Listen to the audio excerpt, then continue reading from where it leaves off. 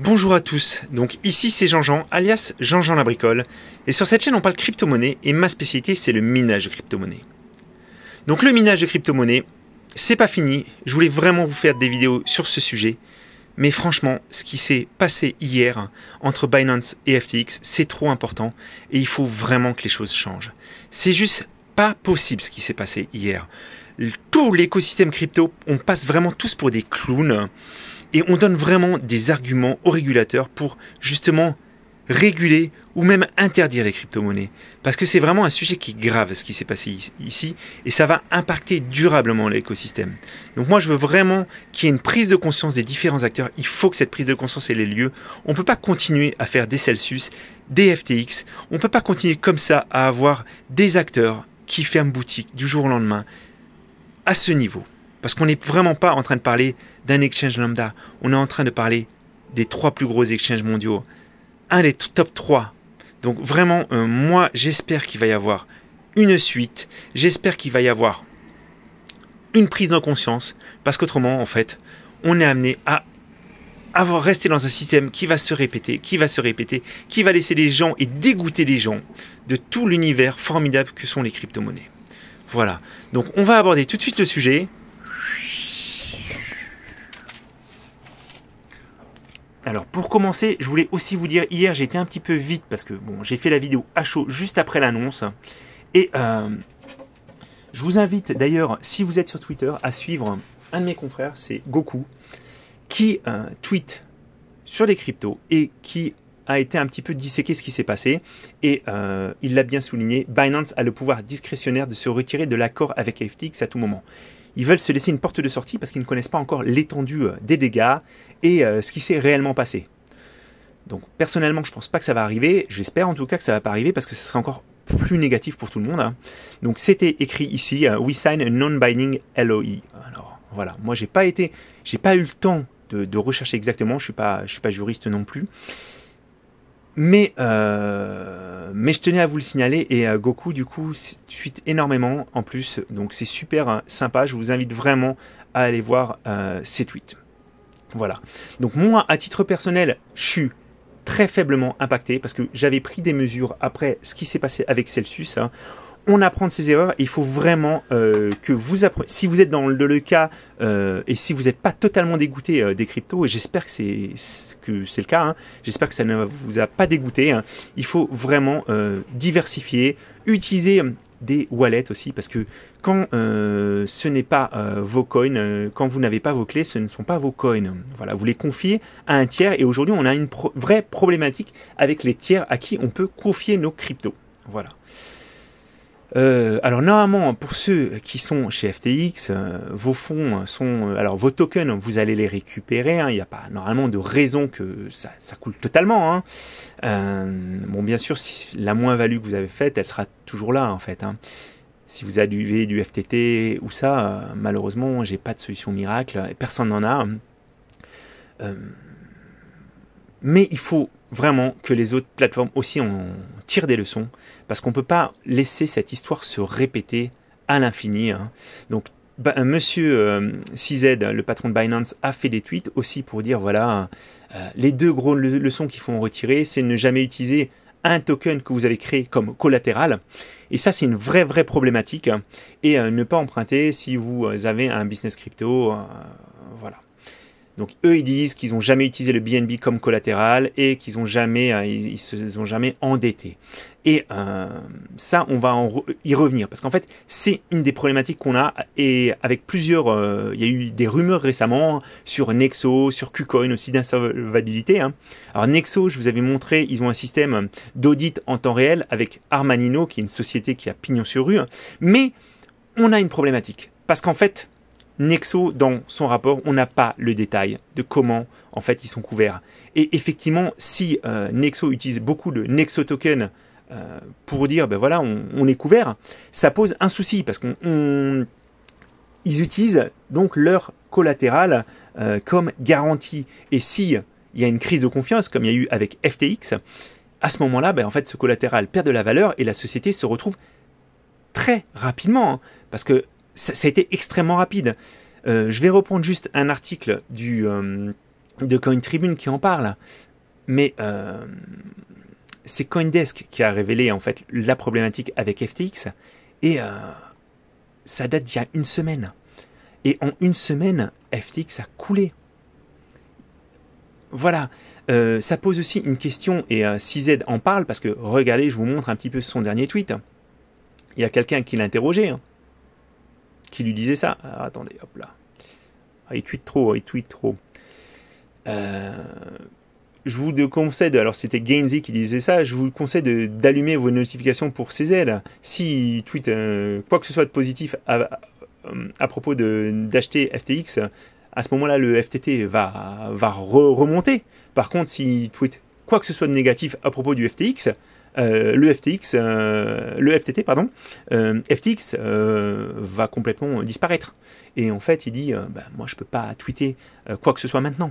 Et on voit bien qu'en fait, il y a une problématique supplémentaire, c'est qu'en fait, les influenceurs crypto, ou les influenceurs, les personnes qui ont un gros, voilà, qui ont beaucoup de followers sur Twitter, ils peuvent vraiment amplifier une rumeur, et malheureusement, ils peuvent précipiter, sans forcément le vouloir, ou peut-être qu'ils ne nous disent pas tout, mais ils peuvent vraiment créer un effet. Et malheureusement, les gens ont tendance à suivre comme des moutons. Mais encore une fois, franchement, je pense que le seul point que je vois qui est positif dans cette histoire, c'est qu'il faut vraiment, il faut que les sociétés, c'est CZ qui le dit bien, il va falloir qu'il y ait un coming out, il va falloir que les sociétés communiquent sur leur état financier, sur qu'est-ce qu'elles prennent en garantie. Parce que les tokens maison, on l'a bien vu, c'est une grosse problématique. C'est le sel qui a vraiment posé problème à Celsius, c'est le FTT qui a posé problème à Alameda et à FTX, c'est leur prise de position, c'est peut-être, alors moi je veux pas du tout rentrer là-dessus parce qu'on n'a pas toutes les informations, comme même dans le cadre de Celsius, on n'a pas toutes les informations sur ce qui s'est passé. Ce qui est sûr, c'est qu'il y a une prise de risque qui a été forte. Il y a une perte de confiance. Et ce qui est vraiment dommageable, c'est que ça va nous impacter tous. Même les gens qui n'ont aucun token sur des exchanges, même ceux qui possèdent toutes leurs clés, en fait, on voit bien le marché. On voit bien le marché, comment il a sombré. Franchement, ça fait pas plaisir. C'est surtout pas la première fois que ça arrive. Il faut vraiment qu'il y ait une prise de conscience. Parce qu'on ne peut pas continuer comme ça. On ne peut pas continuer comme ça. Il y a des gens qui vont sortir des cryptos. Il y a des gens qui vont être dégoûtés. Et c'est tellement dommage. On veut rendre ça populaire. On veut que les gens puissent l'utiliser de façon quasiment transparente. On fait des vidéos tous les jours pour en parler. On se réjouit de plein de choses. Et là, on a ça qui nous tombe sur la tête. Franchement, moi, je sais pas quoi vous dire. Je sais pas quoi vous dire. Le seul truc positif que je vois, effectivement, alors il y a Monsieur TK aussi qui le disait, la chute du géant FTX a le mérite de pousser les autres plateformes à plus de transparence. KuCoin va fournir la preuve de la bonne gestion de ses fonds. D'ici un mois. Voilà, mais un mois c'est long. Quand on voit ce qui s'est passé, FTX est tombé en une semaine. Alors les problèmes étaient latents. Encore une fois, on est dans le Far West et on sort dans la rue et on peut ne pas atteindre le saloon et ne jamais revenir chez soi parce qu'aujourd'hui, il n'y a pas suffisamment de professionnalisme. Je le dis aussi parce que franchement, ça ne devrait pas se passer. Un exchange du top 10 ne devrait pas pouvoir disparaître comme ça. Ça aurait été un exchange, un petit exchange, ça aurait été quelque chose comme ça. Ça n'aurait pas eu autant d'impact. Mais là, on est en train de parler des plus gros exchanges. Ils ont les moyens d'avoir des gens qui les auditent. Ils ont les moyens. Il faut qu'ils se fassent aussi une critique de leur système. Parce que moi, honnêtement, j'ai pas envie de continuer à... J'ai vraiment envie d'avoir le minimum sur ces exchanges centralisés. Ils ont du bon. On en a besoin. J'apprécie aussi tout ce qu'ils nous permettent. Parce qu'on ne peut pas tout faire aujourd'hui avec ses propres wallets. Et j'aime bien aussi déléguer le risque à un tiers, parce que je ne considère pas que je suis la personne la mieux organisée du monde. Je ne considère pas que je gère de la meilleure façon qui soit mes clés. Je peux les perdre C'est juste dommage que ces sociétés qui se sont créées, ces sociétés qui ont prospéré, elles n'arrivent pas à trouver de solution. Il faut que les choses changent. Je me répète, mais franchement, c'est hallucinant ce qui nous se passe. C'est hallucinant. Et moi, vraiment, je suis pour qu'il y ait un coming out qui soit fait de ce côté-là. Vraiment, pour qu'on arrête de rester dans quelque chose qui va se répéter. Si rien n'est fait, ça va se répéter. Les tokens maison posent un vrai souci pour la solvabilité de ces sociétés. Voilà. Moi aussi, je voulais vraiment... Alors, je me suis un petit peu enquis autour de moi des gens. Parce qu'il y a des gens qui ont perdu, malheureusement. Il y a des gens qui le vivent mal. J'ai eu des tweets comme ça. Prends du temps pour respirer, Jean-Jean. Je remarque moi-même les effets néfastes qu'ont les courses sur le moral depuis 6 mois. Et franchement, c'est pas agréable du tout. Moi, je vous le dis clairement. Je suis désolé pour toi, Laro Pablo. Ça m'affecte. Ça m'affecte. Je suis pas quelqu'un qui regarde les cours tout le temps. C'est pour ça aussi que j'ai été un petit peu... C'est pas la première crise que je connais, hein, vous le savez bien. Et honnêtement, c'est pas la dernière, c'est sûr. Hein, il y aura des choses encore. Mais franchement, j'aimerais bien que ça change un petit peu. Que ça change un petit peu. Je suis pas dans tous les mauvais coups aussi, je tiens à le dire. Hein. C'est pas parce que je suis plus fort ou quoi que ce soit. Je me suis pas juste inscrit partout, j'ai pas été partout, j'ai pas diversifié partout, mais j'essaie quand même de garder de certaines règles et de vraiment un petit peu diversifier. Il y a des gens qui ont perdu gros sur cette histoire. Il y a des gens qui vont très mal dormir. Moi, j'ai été un petit peu sur le Solana, en me disant ils se font quand même massacrer, même si Alameda a été bien impacté sur le Solana. C'est pas forcément vrai. J'aime bien le Solana malgré ses faiblesses, parce que je sais qu'il y a des faiblesses.